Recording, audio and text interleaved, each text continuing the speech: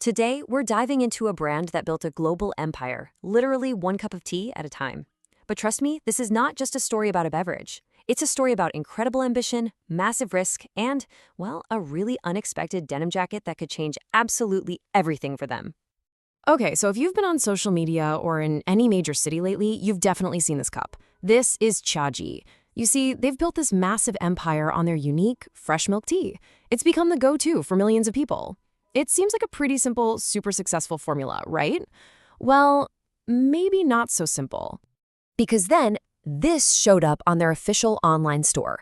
A high-end denim jacket with this beautiful, intricate hmong embroidery, selling for around $85. And it wasn't just the jacket. There was a whole line of jeans, bags, hats, the whole deal. And this is where you kind of have to scratch your head, right? I mean, we're not talking about some cheap promotional t-shirt here. This is a serious move into fashion. And that gets us to the big question for this whole explainer. What in the world is going on here? Is this just some random side projects, a clever marketing gimmick, or is it something way, way bigger?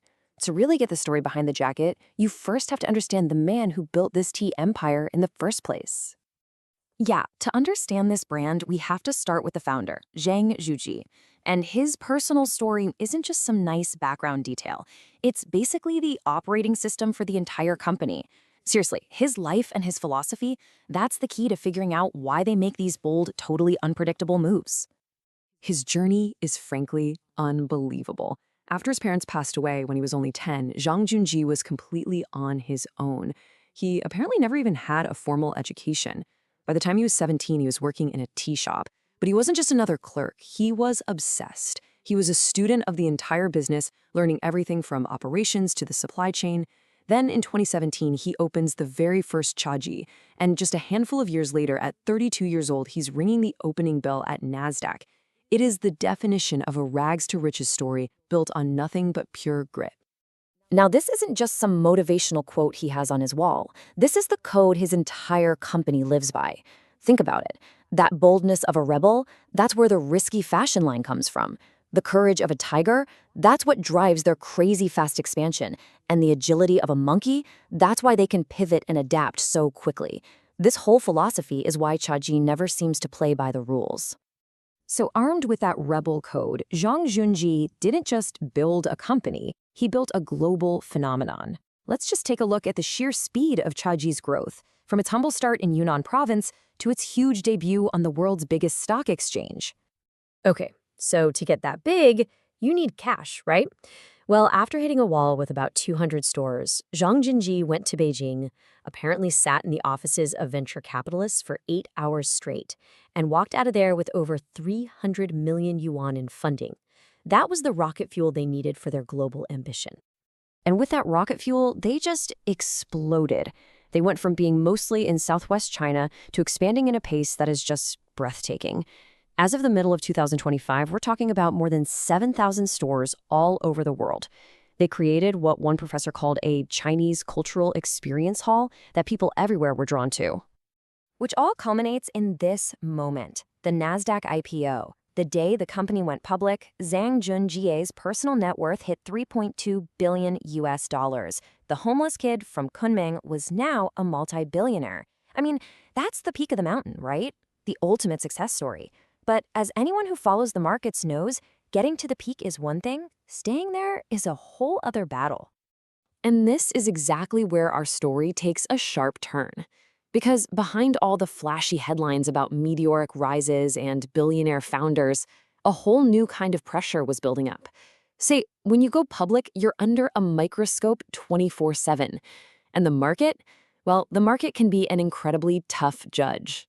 Right after their IPO, the first quarter numbers came out, and they revealed something really troubling. On one hand, their overall global sales volume looked fantastic, up 38%. But, and this is a huge but, in their most important market, Greater China, sales were actually down 21%. And to make it even worse, their marketing costs had shot up by 166%. So for an investor, this is a massive red flag. You're spending way more money to sell less tea at home. Not good. And the market reacted, well, exactly how you'd think it would. The stock price just took a nosedive. It fell by more than half from its peak. The patience of Wall Street was clearly wearing thin. The message was loud and clear. Hey, selling tea is great, but it's not enough. You need to show us what's next. You need a new story. Which, you guessed it, brings us right back to our original mystery, the denim jacket. This wasn't just some random product launch. It was the company's answer. It was a direct response to all that market pressure and a huge, calculated bet on its own future. Okay, so here's the core business strategy going on. It's something called finding a second growth curve. The basic idea is that your main business, in this case selling milk tea, is eventually going to hit a ceiling and slow down. So to keep growing, you have to find a totally new engine for the company. For Chaji, the bet is that this new engine isn't just more tea. It's culture, it's lifestyle, it's fashion. That jacket isn't just a jacket, it's the very first piece of that second curve. And this quote really reveals the grand vision here.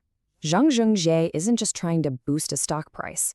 He's tapping into this major national trend in China, this huge shift from just being the world's factory, made in China, to creating powerful, globally recognized Chinese brands that export culture, not just products.